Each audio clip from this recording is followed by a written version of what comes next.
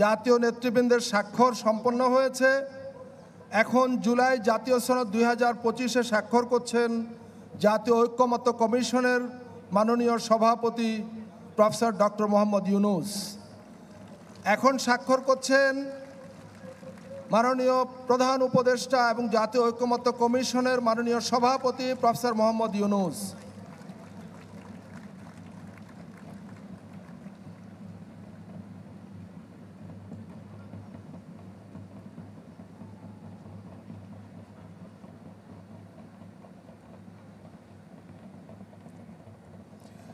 সম্মানিত অতিথিবৃন্দ, আমরা করতালি দিয়ে জাতীয় নেতৃবৃন্দকে অভিনন্দিত করি।